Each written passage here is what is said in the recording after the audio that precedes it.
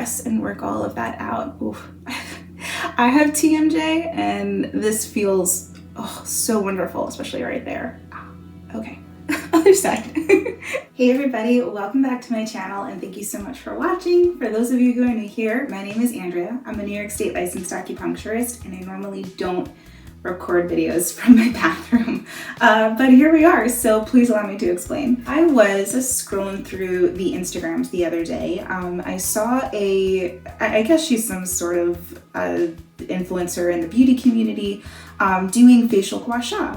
Now, facial gua sha is such a wonderful technique. It's something that you can absolutely do at home. It's very easy to do, but it's something that needs to absolutely be done correctly. And what really made me cringe is that she started this tutorial on how to do facial gua sha by gua shaing up her trachea.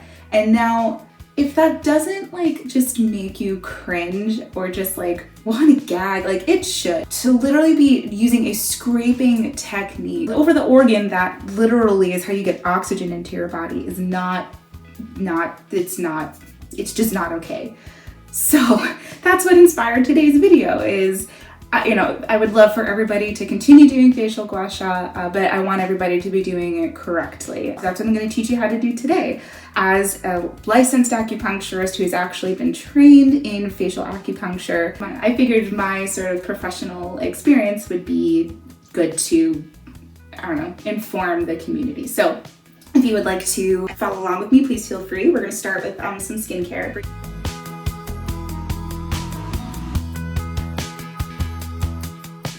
So now my morning routine is pretty simple. I usually just rinse my face and then I apply a little bit of micellar water. So I'm going to go ahead and do that. And while I do, I'll take this moment to explain the different types of materials that you can use for a gua sha tool. Two main materials that I see made out of are rose quartz and jade, or at least what's advertised as jade. Jade is a very expensive stone, so if you see jade that's not expensive, it's probably not real jade. It could be some other sort of stone that's just polished to look like jade or has a similar color to jade, so do be aware of that. If you do have a tool that is authentic jade and authentic rose quartz, these actually have different properties that can help your skin. So starting with jade, which is actually what I have today, and voila, that's what we're going to use, or that's at least what I'm going to use. Jade is actually neutral in its nature, so it's not going to affect any sort of conditions that you might have. So if you have something like rosacea or acne, it's not going to interfere or worsen anything. So if you would actually like to use gua sha to treat those kinds of conditions, rose quartz would actually be better. It's more warming in its nature, so because it has that affinity for warmth, it helps to draw the heat out of your skin. And rosacea, acne, anything that kind of gets red and raised, that indicates that there's heat within the body. You can also use the rose quartz. If you want, you can just place it over your eyes. Obviously, do not gua sha your eyes. Don't do that either.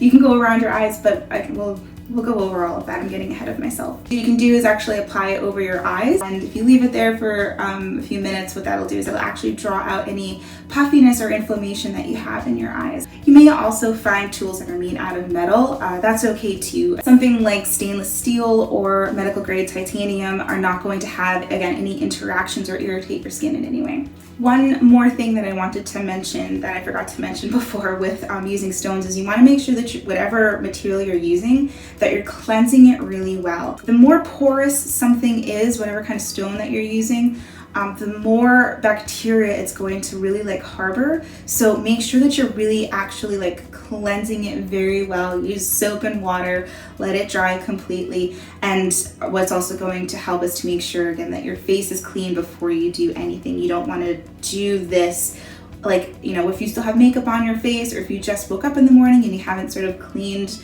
off any of that bacteria or anything that kind of builds up overnight. You want to, again, just make sure that your skin is clean and make sure that you're keeping this super clean. And also when you're storing it, stored in a clean place. If you like to use them for crystal healing or anything like that, you want to make sure that you're also cleansing the energy off it. Something like jade especially can really absorb a lot of stuff, so you want to make sure that you're cleansing it energetically. Okay, so now that my skin is clean, if you're a serum person, what you can do is apply your serum and then you can do the gua sha after the serum. Or if you're not a serum person, you can do this just with your moisturizer. But the point is that you have a nice sort of slick surface to work on. You want to make sure that your tool can glide along your skin. So I actually might apply a little bit extra moisturizer today. Or you can also, if you like to use oil, you can use an oil as well. So typically if I'm doing facial gua sha on a patient, I'll apply an oil to their skin. I'll use like a cleansing wipe to clean everything, and then you use like a cupping oil or like is it just any kind of facial oils.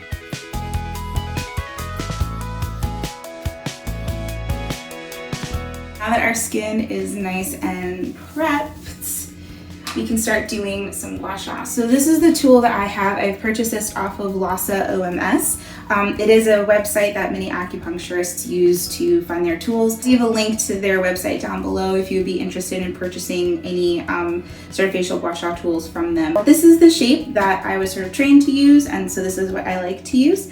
But there's also, you'll see there's ones that are kind of shaped like a heart almost. But really what you're looking for to get sort of all of the areas of facial gua sha is something that has like this little notch here, little knobs, and then broader platforms so you can get into these sort of broader areas. Now again, you're not gonna go any further in than your SCM, the sternocleidomastoid muscle.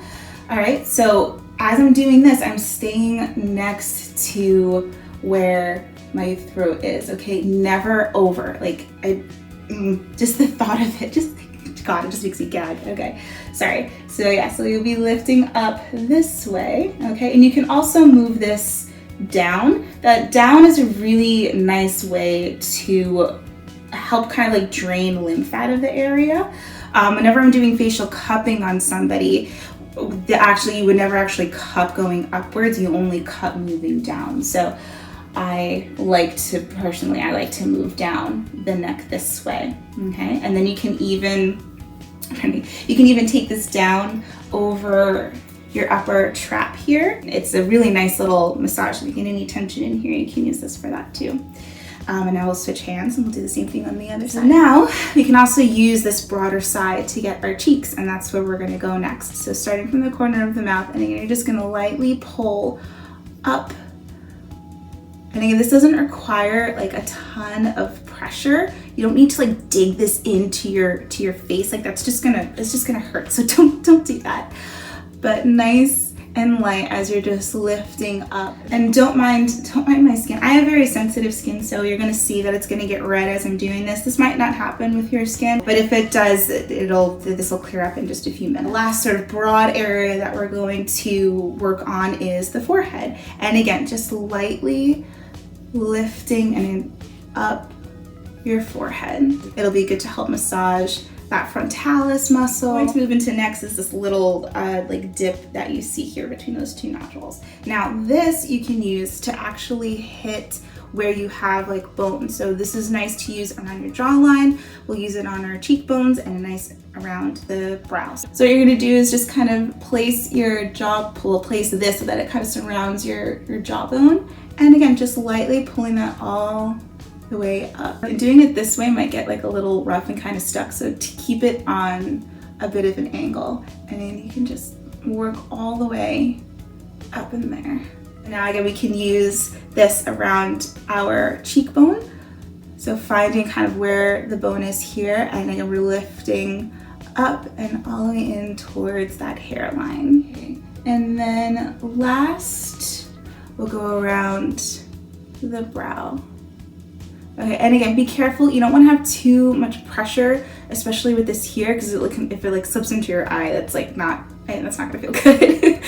You can put a little bit more pressure on the top there, so almost like you're angling it this way a little bit, like that, so that you get like a little deeper of a massage through, again, that frontalis and a little bit into that temporalis muscle.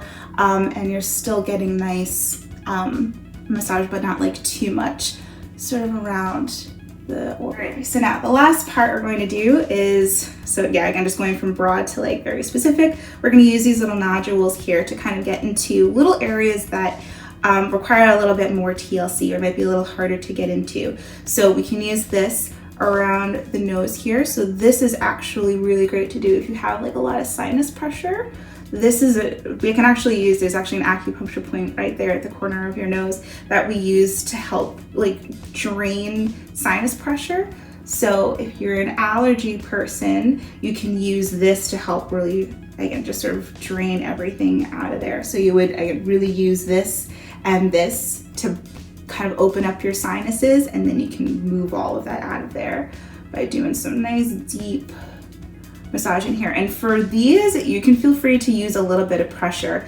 These are obviously, I don't know if you can really see, but obviously this is really rounded, and the edge here, that's nice and rounded too. So it's not going to be too intense. So feel free to kind of really press and get into those areas. Also, if you would like, you can use this to kind of massage a little bit closer to your eye. Now again, you're not going in this way. You're using that flat sort of broad side, and lift. Don't drag this one so much, but press and lift, and you can kind of massage that way. And if you want to get a little bit more in this area, again, don't do on top of your eyelid, that's just gonna hurt. Where the bone still is, you can get a little bit deeper, and again, using that flatter sort of side, massaging a little bit more just around the eye there. So now we can also use this to massage the temples here. And yeah, once again, feel free to really kind of get in there and work out all of those knots. You know, for anybody who gets sort of temporal headaches, this is gonna feel like absolute heaven. For those who have TMJ, where you feel like that little kind of like notch in your jaw here, massage in there too. And you can even come down a little bit and kind of get that mastoid muscle in here. If you find there's like a knot someplace and it's like kind of painful to do it, start a little bit lighter with your pressure, and then as you're massaging, gently apply more pressure, so you're kind of going in a little bit more slowly. You're not just plunging in there, and you end up kind of just irritating everything instead of actually helping it. If you have actually a more like furrowed brow, it'll be a little bit easier if you kind of just lift the brows and separate them so you can get the tool in here rather than just trying to push and it kind of gets like caught on your skin. That can be a little uncomfortable. So you'll separate here, and then again, using this little notch, just go ahead and scrub just like that. All right, now the last place that you can use to gua sha, and this is kind of how I would like to finish up my treatments and I'm doing facial gua sha on a patient, is to actually scrub within your scalp. So what you'll do is when you're finished, you can just use the broader side to literally just give the top of your head a real well-deserved head scratch. This is such a mess now. So it's nice and relaxing, but it'll also help to, like I said, stimulate those hair follicles and therefore stimulate hair growth. So that's how you do facial gua sha. It is super simple, it's super effective, it feels wonderful, it's a really nice treat for yourself. It's gonna have its best benefits, like everything with acupuncture, if you do it with some level of regularity, if it's once per week, if it's daily, whatever kind of works for you and works with your schedule. I'll leave in the description box down below where I purchased this, if you would also be interested in purchasing one for yourself. If you have any questions, please feel free to leave a comment down below. As always, I hope this has opened up your mind to a new way of thinking, and until the next time I see you, be well. Don't scrape your trachea. Okay, great, thanks, bye.